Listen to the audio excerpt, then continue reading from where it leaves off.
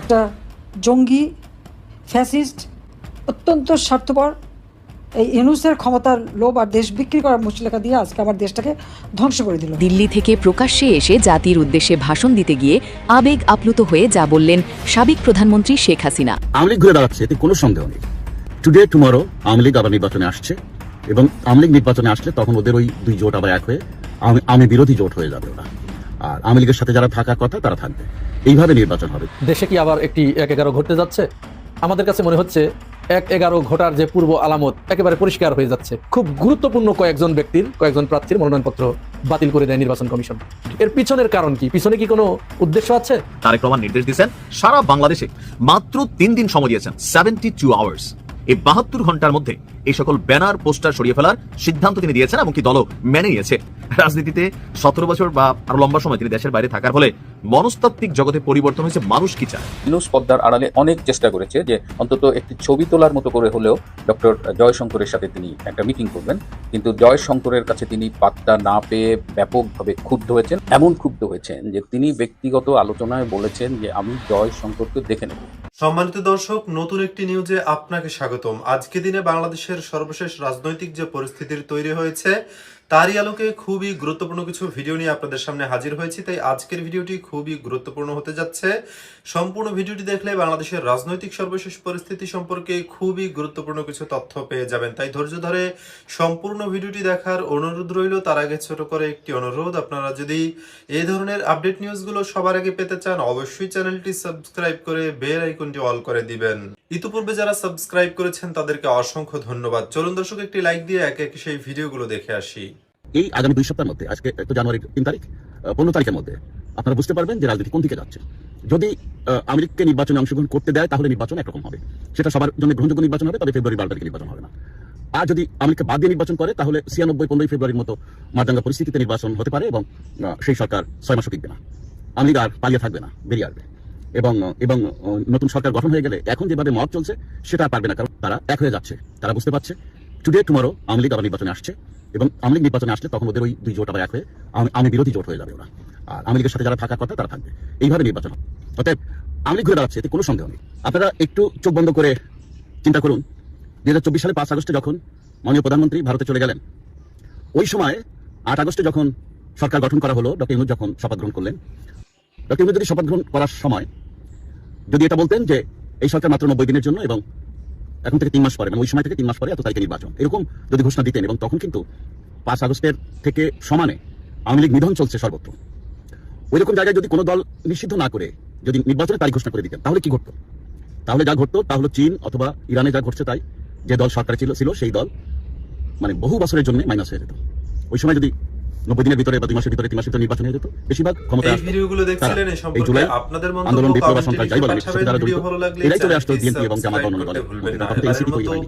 এখানেই বিদায় অথবা দ্রুত নিচ্ছি। সময়ের মধ্যে যদি এনসিপি দেখা হবে বা বৈষম্য নতুন বিরোধী ভিডিও নিয়ে। ততক্ষণ আন্দোলন এরকম ভালো সংগঠন থাকুন, স্টার্ট করে যদি আসতো তাহলে সুস্থ এখন তারাই থাকুন। আসসালামু সরকার গঠন আলাইকুম করছে। কারণ মানুষ রহমতুল্লাহি ওদের পক্ষে কিন্তু দাঁড়িয়েছিল একটা বিশাল গ্রুপ, মানে ওরা এমনভাবে ব্রেন ওয়াশ করেছিল যে মানুষ কিন্তু ওদেরকে বিশ্বাস করেছিল।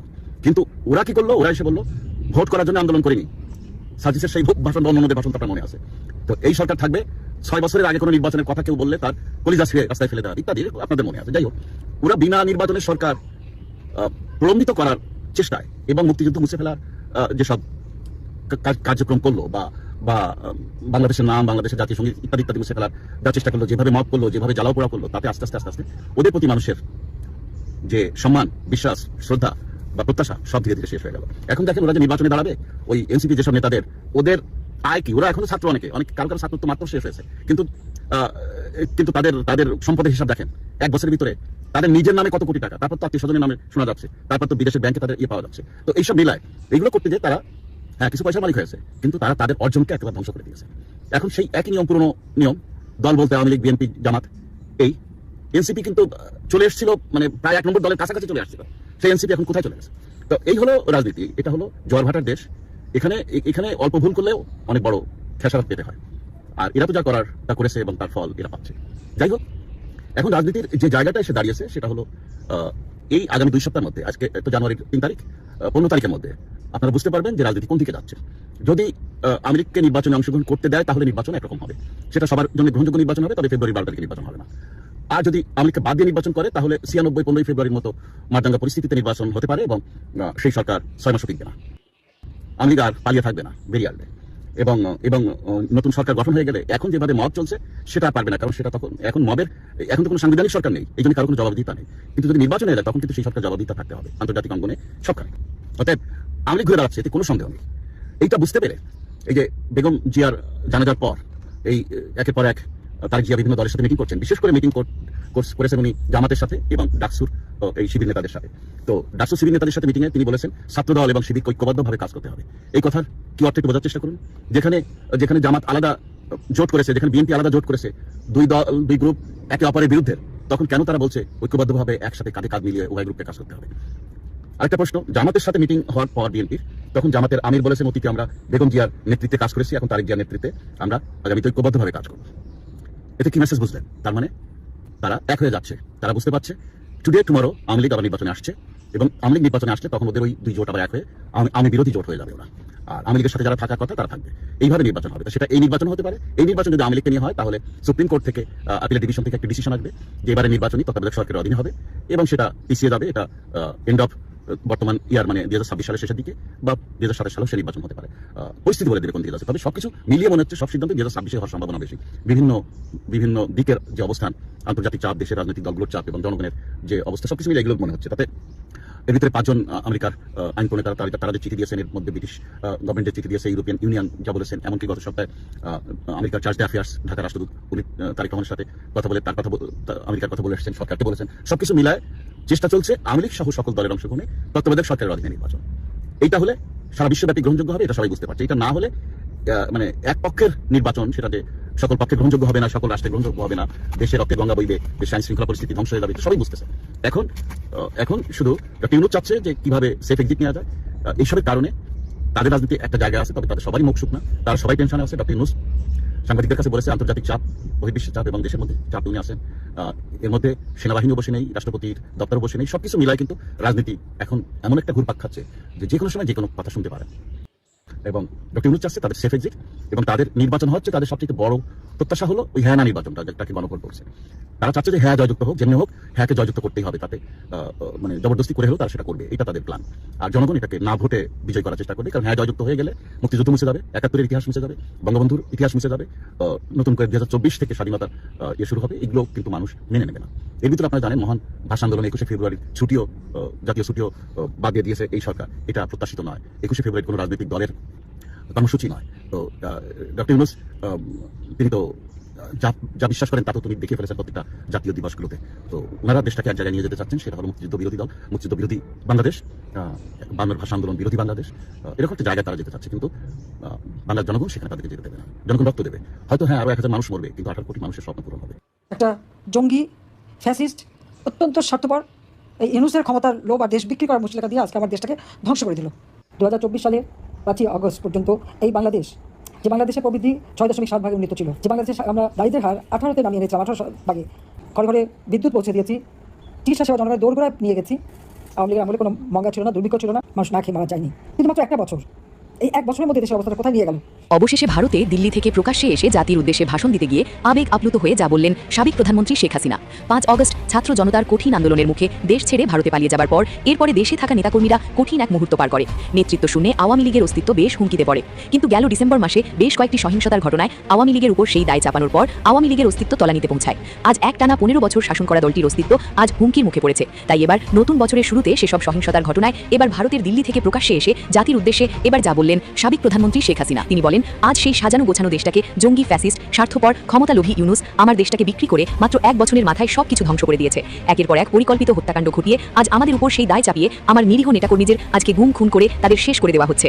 আবেগ আপ্লুত হয়ে শেখ হাসিনা বলেন, আজ মানুষকে ভুলভাল বুঝিয়ে আওয়ামী লীগের বিরুদ্ধে ভুল মেসেজ দিচ্ছে, আওয়ামী লীগকে নিশ্চিহ্ন করে নিজের ক্ষমতা পাকাপোক্ত করছে সে। তাই দেশবাসীকে বলবো, এই দেশ বিক্রি করা জঙ্গি ইউনূসের বিরুদ্ধে আপনারা ঐক্যবদ্ধ হন এবং আপনারা তার এসব পাতা ফাঁদে পা দেবেন না। ডক্টর মোহাম্মদ ইউনূস এই ডক্টর জয়শঙ্কর কর্তৃক প্রত্যাখ্যাত হয়ে এমন ক্ষুব্ধ হয়েছেন যে তিনি ব্যক্তিগত আলোচনায় বলেছেন যে আমি জয়শঙ্করকে দেখে নেব, এবং তিনি এটাও বলেছেন যে এই যে ভারত বা যারাই চেষ্টা করছে ডক্টর ইউনূসকে সরিয়ে একটা নতুন কেয়ারটেকার সরকারের অধীনে নির্বাচন করার, তাদেরও তিনি মানে দেখে নেবেন এবং বলেছেন যে ডক্টর ইউনূস ক্ষমতা নিয়েছে পদত্যাগ করবার জন্য নয়, তিনি এতটাই জয়শঙ্করের উপরে ক্ষেপেছে। আরেকটি ব্যাপারে ডক্টর ইউনূস ভীষণ ক্ষুব্ধ হয়েছেন, যে তিনি বলছেন যে ডক্টর জয়শঙ্কর নাকি তারেক রহমানকে দুটো চিঠি হস্তান্তর করেছেন। আমরা সবাই জানি যে একটি চিঠি যেটি মোদিজি পাঠিয়েছেন তারেক রহমানের কাছে তার মায়ের মৃত্যুর জন্য, একটি শোক বার্তা, সেই চিঠিটি আমরা সামাজিক যোগাযোগ মাধ্যমেও দেখেছি। কিন্তু ডক্টর ইউনূস বলছেন যে না, ডক্টর জয়শঙ্কর নাকি দুটো চিঠি দিয়েছে। আরেকটি চিঠিতে সেখানে নাকি লেখা আছে, যে কথাগুলো মৌখিকভাবেও তিনি তারেক রহমানকে বলেছেন, যে ভারত সরকার একটি free, fair, inclusive and impartial নির্বাচন চান। এই ইম্পার্শিয়াল শব্দটা কিন্তু নতুন যোগ হয়েছে, অর্থাৎ পক্ষপাত মুক্ত একটি নির্বাচন ভারত সরকার চান, যেটা বাংলাদেশে হোক। তো এটিও ডক্টর ইউনূসকে ভীষণ ক্ষুব্ধ করেছে। কিন্তু সব মিলিয়ে এই যে প্রত্যাখ্যান, ডক্টর জয়শঙ্করের প্রত্যাখ্যান, এটা তিনি মানতে পারছেন। এবং যখন আমরা দেখছি যে ডক্টর ইউনূস প্রত্যাখ্যাত হয়েছেন, তখন আরও একজন বাংলাদেশের গুরুত্বপূর্ণ ব্যক্তি, তিনি চেয়েছিলেন জয়শঙ্করের সাথে দেখা করতে, কিন্তু তিনিও সাক্ষাৎ পাননি, প্রত্যাখ্যাত হয়েছেন। তিনি হলেন আমাদের সেনাপ্রধান জেনারেল ওয়াকার খান। জেনারেল ওয়াকার খানও চেয়েছিলেন জয়শঙ্করের সাথে একবার দেখা করতে, কিন্তু জয়শঙ্কর রাজি হননি। এর মধ্য দিয়েও কিন্তু আরও একটি বার্তা পাওয়া গেছে, কারণ এক সময় দেখা গেছে ভারতীয় সেনাবাহিনী এবং বাংলাদেশ সেনাবাহিনীর মধ্যে একটা পেশাদারিত্বের সম্পর্ক আমরা দেখেছি, এবং দুই দেশের সেনাপ্রধান কিন্তু ব্যক্তিগতভাবে যোগাযোগ করতেন। কিন্তু সম্প্রতি গত 2-3 মাস ধরে এই সম্পর্কে ভাটা পড়েছে, এবং তার কারণে ডক্টর জয়শঙ্কর কিন্তু জেনারেল ওয়াকারের সাথেও দেখা করতে রাজি হননি। সুতরাং এমনিতেই ডক্টর ইউনূসকে নিয়ে তার গডফাদাররা, তার রাজনৈতিক অভিভাবকরা, যারা তাকে ক্ষমতায় বসিয়েছে, তারা কিন্তু ভীষণ বিব্রত। তারা বারবার বলছে যে এই লোকটা একটা গোয়ার গোবিন্দ, এর গাওড়ামির জন্য অনেক সমস্যা হচ্ছে, সে কারো কথা শুনছে না। তার মধ্যে এই নতুন করে ডক্টর জয়শঙ্করের এই সমীকরণ যোগ হয়েছে। এখন দেখা যাক ডক্টর ইউনূস কত দূর যেতে পারে। স্রোত তো তার অনুকূলে নেই বলেই মনে হচ্ছে। দেশে কি আবার একটি 1/11 ঘটতে যাচ্ছে? আমাদের কাছে মনে হচ্ছে 1/11 ঘটার যে পূর্ব আলামত, 2006 সালে যে ঘটনার প্রেক্ষিতে 1/11 ঘটেছিল, বাংলাদেশে সেনা শাসন প্রতিষ্ঠিত হয়েছিল, ঠিক সেই ধরনের আলামত একেবারে পরিষ্কার হয়ে যাচ্ছে। নির্বাচন যত কাছাচ্ছে তত মনে হচ্ছে এই আলামত স্পষ্ট হয়ে উঠছে। আপনাদের কি মনে আছে 2006 সালে ওই সময় কেন 1/11 ঘটেছিল? ওই সময় কিন্তু নির্বাচনের তফসিল ঘোষণা হয়ে গিয়েছিল, মনোনয়নপত্র দাখিল করা হয়ে গিয়েছিল। ঠিক মনোনয়ন দাখিল করার পরে, মনোনয়নপত্র যাচাই বাছাইয়ের পরে গিয়ে কিন্তু 1/11 ঘটনা সংঘটিত হয়েছিল। কেন ঘটেছিল মনে আছে? একটু মনে পড়ে? আমি বলে দিচ্ছি। ওই সময় হোসেন মোহাম্মদ এরশাদের মনোনয়নপত্র বাতিল করা হয়েছিল। নির্বাচন কমিশন হোসেন মোহাম্মদ এরশাদের মনোনয়নপত্র যখন বাতিল করে দিল, তখনই রাজপথে নেমে আসলো সব তার দল, এবং ওই ঘটনার পরেই কিন্তু মূলত নির্বাচন স্থগিত হয়ে গেল এবং জরুরি শাসন জারি হয়ে গেল, সেনা শাসন প্রতিষ্ঠিত হয়ে গেল বাংলাদেশে। আমি ওইদিকে অত ডিটেলসে যাচ্ছি না, শুধু রিলেট করার জন্য বলছি। গতকাল মনোনয়নপত্র যাচাই বাছাইয়ের দিন ছিল 2 তারিখে।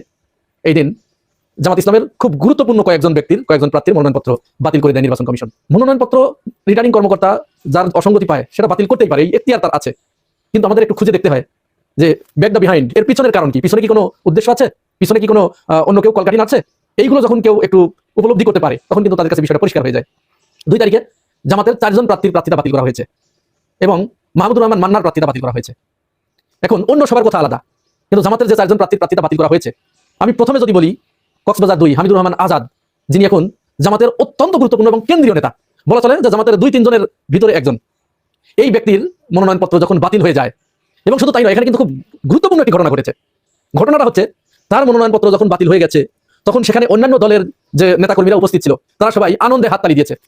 এইটুকু হলে ঠিক ছিল, এইটুকু পর্যন্ত এটা দিতেই পারে। প্রতিপক্ষ যারা, তারা তাদের অন্য প্রতিপক্ষকে, প্রতিদ্বন্দ্বীকে হারাতে পারার যে সফলতা, এই সফলতায় তারা একটু আনন্দ উদযাপন করতেই পারে। কিন্তু ভয়ঙ্কর রূপ ধারণ করে বা ভয়ঙ্কর কোনো কিছুর আলামত বুঝতে পারা যায় তখন, যখন দেখা যায় খোদ বেড়া যখন ক্ষেত খাচ্ছে। বুঝতে পারলেন না? হ্যাঁ, বেড়া ক্ষেত খেয়েছে এখানে। অর্থাৎ সরকারি কর্মকর্তা যারা ওই নির্বাচন কমিশনের দায়িত্ব পালন করছিলেন ওই সময়, বা রিটার্নিং কর্মকর্তার সাথে যারা দায়িত্ব পালন করছিলেন, এই যাচাই বাছাই প্রক্রিয়ার সাথে যারা জড়িত, তারা হাতে তালি দিয়েছে এবং আনন্দ উদযাপন করেছে।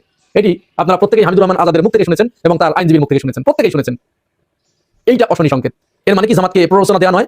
আমার তো মনে হয় নির্বাচন কমিশন এখানে ওই হোসেন মোহাম্মদ এরশাদের মতো জামাতের একেবারে হেভিওয়েট প্রার্থী যে হামিদুর রহমান আজাদ 2008 সালে যখন সারা দেশে জামাত মাত্র 2-3টি আসন পেয়েছিল, তখন ওই আসনটি পেয়েছিল হামিদুর রহমান আজাদ, সেখানে এমপি হয়েছিল এবং সে পর্যন্ত হারে নাই। ওই আসনটা সবসময় জামাতের ঘাঁটি, ওইটা সেখানে যখন বাতিল করে দেওয়া হয়েছে, এর মানে কি এই নয়, বলা নয় যে তোমরা রাস্তায় নামো, আন্দোলন করো ইসির বিরুদ্ধে, আর দেশে সেই 1/11 ঘটুক।